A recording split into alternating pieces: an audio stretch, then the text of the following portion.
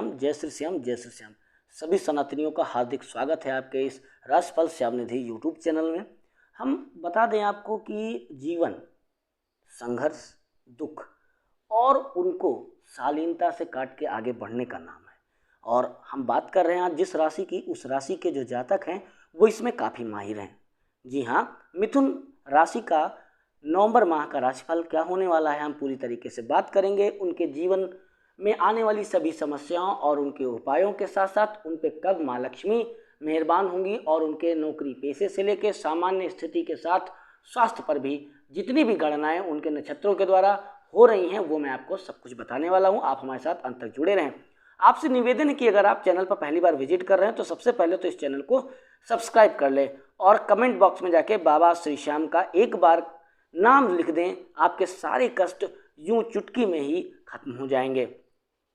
Video को like कर दें। बिना देरी किए हुए हम सीधे आपको आपकी जो भविष्यवाणी है नवंबर महीने के उससे जोड़ते हैं। सामान्य रूप से आपको बात कर लेते हैं। मिथुन राशि के जातकों के लिए नवंबर का महीना करियर के लिहाज से तो बढ़िया रहेगा, लेकिन अन्य क्षेत्रों में काफ़ी ज़्यादा उतार चढ़ाव देखने को मिलेगा। स्वास्थ्य के मोर्चे पर ध्यान देने की आवश्यकता पड़ेगी क्योंकि इस महीने आपकी तंदुरुस्ती में कमी आ सकती है। आमदनी में इजाफा दिखाई देता है जो आपकी आर्थिक समस्याओं को दूर करने में सहायक बनेगा और आपको जीवन में आगे बढ़ाएगा। एक बात और भी है, मिथुन राशि के जो जातक हैं ये काफ़ी ज़्यादा साहसी होते हैं। इनमें कमाल की क्षमता होती है सुनने, सहने और करने की। जो एक बार ठान लेते हैं वो करके दिखाते हैं और सामाजिक तौर पे इनकी जड़ें बहुत मजबूत होती हैं। ये लोकप्रिय भी होते हैं। विदेश जाने की संभावना भी आपका जो है बन रही है। नवंबर का यह महीना आपके जीवन के लिए कैसा रहेगा? परिवार, कैरियर, स्वास्थ्य, प्रेम आदि क्षेत्रों में आपको किस प्रकार से फल की प्राप्ति होगी सविस्तार से जानते हैं। कार्य क्षेत्र की बात कर लेते हैं। सबसे पहले कैरियर के दृष्टिकोण से देखें तो दसम भाव में देवगुरु बृहस्पति वक्री अवस्था में विराजमान है। यह आपकी पूरी मदद करेंगे कि आप अपने काम को सही समय पर और सही तरीके से पूरे करें, जिससे नौकरी का प्रभाव आपका जो है प्रत्यक्ष रूप से प्रबल बना रहे। हालांकि बृहस्पति की वक्री होने के कारण आपको कार्यक्षेत्र में ज़्यादा मेहनत भी करनी पड़ेगी और प्रयास अधिक करने के बाद ही आपको आपके प्रयासों का फल प्राप्त होगा, लेकिन आपकी प्रशंसा भी होगी और लोग आपसे सलाह लेने भी आएंगे। आपके संबंध आपके वरिष्ठ अधिकारियों से मजबूत होंगे। यदि आप नौकरी बदलने की कोशिश कर रहे हैं तो इस महीने की शुरुआत में आपको इस काम को करने में सफलता तो मिलेगी। इसके बाद आप बुध, शुक्र और सूर्य के छठे भाव में स्थित हो जाएंगी। यदि कोई आपके विरुद्ध षड्यंत्र भी करता है तो आपका ज़्यादा परेशान नहीं कर सकता क्योंकि वह आपसे जीत भी नहीं पाएगा, लेकिन सावधान और सतर्क रहना बेहद ज़्यादा जरूरी है। नौकरी में आपको उत्तम लाभ होगा। यदि आप कोई व्यापार करते हैं तो आपके लिए यह महीना अच्छा रहने वाला है। सप्तम भाव के स्वामी गुरु बृहस्पति कुंडली के दसम भाव में विराजमान रहकर आपको अपने व्यापार को आगे बढ़ाने के लिए प्रोत्साहित करते रहेंगे। आपका मन करेगा कि अपने व्यापार में वृद्धि करने का, उसके लिए आप जो है काफ़ी प्रयास भी करेंगे। आपको कुछ जो है गणमान्य लोगों का सहयोग भी मिलेगा जो आपके व्यापार को आगे बढ़ाने में मदद करेगा। प्रथम भाव से सप्तम भाव पर दृष्टिकोण के कारण व्यापार में कुछ भी हो सकता है, लेकिन आपको सावधानी से बाहर निकलने की कोशिश करनी चाहिए, तभी आप व्यापार के सिलसिले में अच्छे परिणाम प्राप्त कर सकते हैं। 13 तारीख को वक्रीय मंगल वृषभ राशि में गोचर कर जाएंगे और द्वादश भाव से सप्तम भाव को देखेंगे। यह स्थिति विदेशी माध्यमों से या दूर राज्यों से आपके व्यापार में लाभ की स्थिति को दर्शाती है।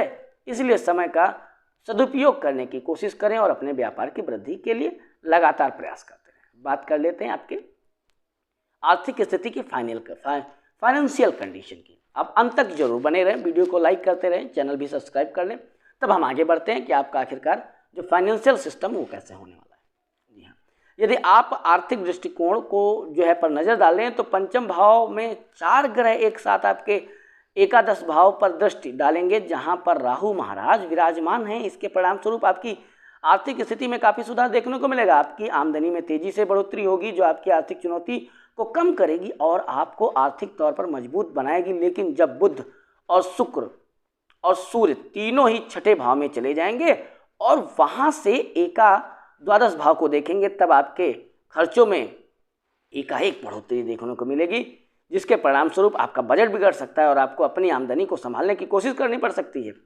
इसलिए बेहतर यही होगा कि समय रहते चेत जाएं और धन को सही तरीके से प्रयोग करने पर ध्यान दें, ताकि किसी भी तरीके की आर्थिक चुनौती से आप बच सकें। यदि आप अच्छी मात्रा में जो है धन कमा रहे हैं तो आप उसको सही स्थान पर लगाएं, सही मात्रा में खर्चा करें, निवेश भी सही से करें, क्योंकि यदि आप ऐसे नहीं करेंगे तो व्यर्थ ही खर्चा हो जाएगा और आप हाथ मलते रह जाओगे। बाद में पता चलेगा कि आपके पास पैसा तो बहुत आया लेकिन कुछ हाथ नहीं लगा।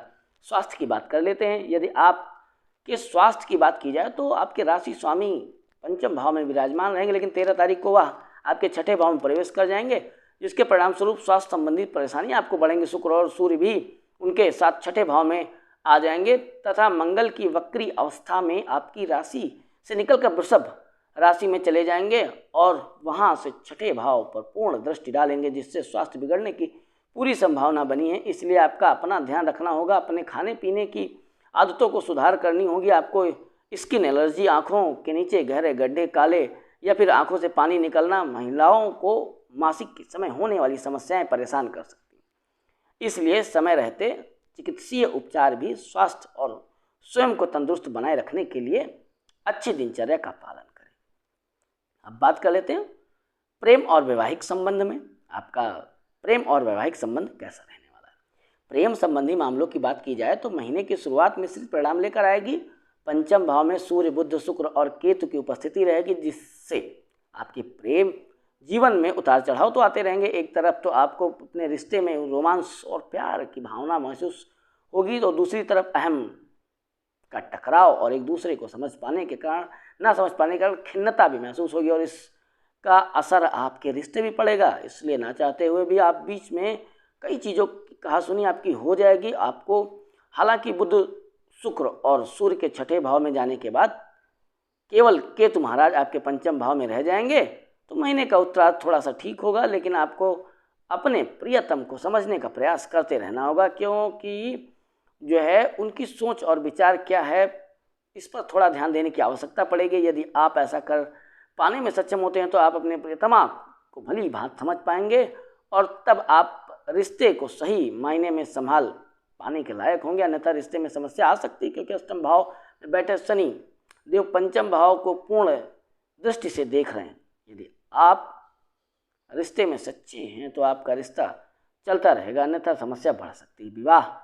विवाहित जातकों की बात करें तो सप्तम भाव पर महीने की शुरुआत में वक्री मंगल की सप्तम दृष्टि के कारण दाम्पत्य जीवन में तनाव रखेगा और जीवन साथी से आपकी गर्मा गर्म झड़प भी हो सकती है, क्योंकि आपके मन में भी क्रोध की भावना हिलोरे मारेंगी, जिसकी वजह से एक दूसरे पर आरोप प्रत्यारोप लगाते जाएंगे, जिसके कारण दाम्पत्य जीवन में तनाव बढ़ेगा। आपको किसी भी तरह के इस माहौल को रोकने की कोशिश करनी चाहिए, क्योंकि इसके परिणाम स्वरूप आपके रिश्तों में जो है खलिलता बढ़ सकती है। महीने के उत्तरार्ध में मंगल महाराज की वक्री अवस्था में आपके बारे में घर में चले जा रहे जो भी आपके आपसी संबंध हैं, जो कहानियां हैं बढ़ रही हैं, वो सब एक प्रबलता का रूप ले लेंगी। लेकिन शुक्र और बुध के छठे भाव में आ जाने के कारण आपके दिल में थोड़ी सी खुशी भी होगी और अब जीवन साथी के साथ खरीदारी भी करने जा सकते हैं, जिसकी बदौलत रिश्ते में धीरे धीरे सामान्यता दिखाई देगी और फिर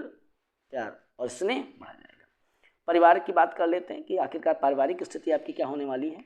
यदि आपके पारिवारिक जीवन की बात करें तो अष्टम भाव में बैठे शनि महाराज की पूरी दृष्टि आपके दूसरे भाव पर रहेगी तथा दसम भाव में बैठकर देव गुरु बृहस्पति भी दूसरे भाव को देखकर, जिसके परिणाम स्वरूप आपके कुटुंब में कुछ उतार चढ़ाव तो होते रहेंगे, लेकिन फिर भी स्थिति नियंत्रण में रहेगी और कोई भी बड़ी समस्या नहीं दिखाई देती। अब बात करते हैं आगे की। बस आपको अपने व्यवहार और मधुर वाणी की आवश्यकता है, जिससे आप अपनों पर विश्वास कर सकें और उनको अपने आप पर विश्वास दिला सकें और उनका आप समर्थन पा सकें। चतुर्थ भाव पर जो देव गुरु बृहस्पति की कृपा होने से पारिवारिक सदस्यों में प्रेम की भावना तो रहेगी और घर के बड़े सदस्य भी सबका मार्गदर्शन करते नजर आएंगे। घर में एकरूपता रहेगी। हालांकि प्रथम भाव में बैठे वक्रीय मंगल चतुर्थ भाव को देखेंगे, जिससे संपत्ति से संबंधित कामों में सफलता मिल सकती और कोई पारिवारिक संपत्ति खरीदने में सफलता मिल सकती। तीसरे भाव के स्वामी सूर्य के पंचम भाव में विराजमान होने से आप को भाई बहनों से अच्छा सहयोग मिलेगा। वे आपके कामों में आपकी मदद करेंगे। हालांकि किसी बात पर आपके बीच कुछ कहासुनी हो सकती है, लेकिन फिर भी सब कुछ ठीक हो जाएगा। उपाय हम बता देते हैं कि आपको उपाय क्या क्या करने। उपाय मैंने बताया गया उपायों को ध्यान से सुने और इनको कर लेंगे तो आप सभी कष्टों से आपको छुटकारा मिल जाएगा। आपको बुधवार के दिन गौ माता को हरा चारा खिलाना चाहिए। शुक्रवार के दिन वैभव लक्ष्मी माता का व्रत रखना आपके लिए बहुत ही ज़्यादा उत्तम है। शनिवार के दिन सरसों के तेल का दान करना लाभदायक रहेगा। बुधवार के दिन पक्षियों के जोड़ों को आज़ाद कराएं और उन्हें खाने के लिए दाने डालें। ये आपके उपाय हैं। आप हमारे साथ अंत तक जुड़े रहे। आप सभी का बहुत बहुत धन्यवाद।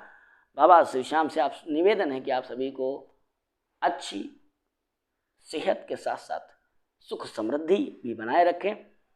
आप सभी बिना चैनल को सब्सक्राइब किए बिल्कुल भी ना छोड़ें। एक बार पुनः आप सभी का धन्यवाद। नमस्कार। जय श्री श्याम, जय श्री श्याम, जय श्री श्याम।